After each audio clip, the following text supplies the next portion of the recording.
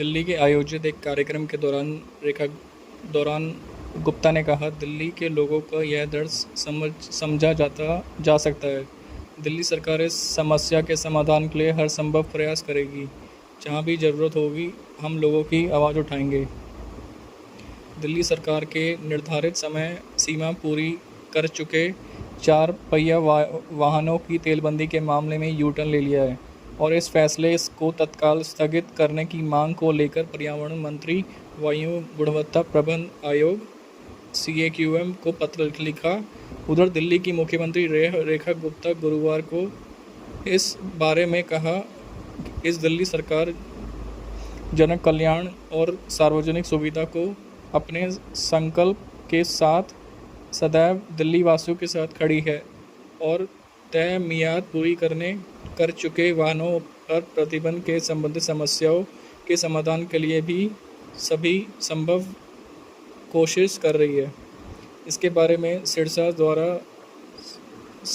CMQ को लिखे गए पत्र को शेयर करते हुए मुख्यमंत्री रेखा गुप्ता ने सोशल मीडिया पर कहा, दिल्ली के नागरिकों को हो रही कठिनाइयों को देखते हुए हमारी सरकार ने commission for air quality management को पत्र लिखकर अनुरोध किया है कि एक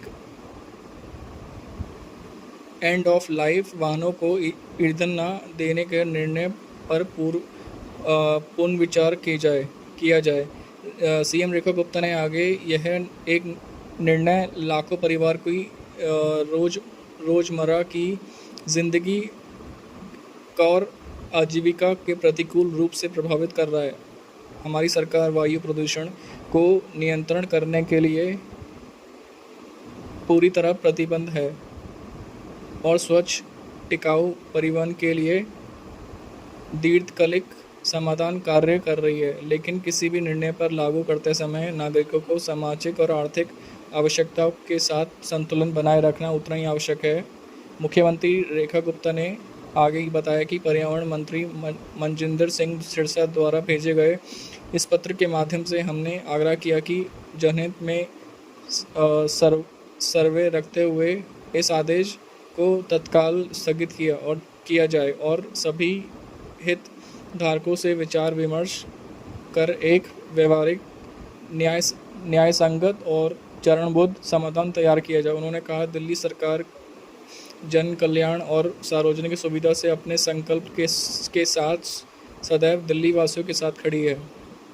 वहीं इसे पहले दिन दिल्ली के आयोजित एक कार्यक्रम के दौरान गुप्ता ने कहा, दिल्ली के लोगों को यह दर्द समझा जा सकता है। दिल्ली सरकार इस समस्या का समाधान के लिए हर संभव प्रयास करेगी। जहां भी ज़रूरत होगी, हम लोगों की आवाज़ उठाएंगे।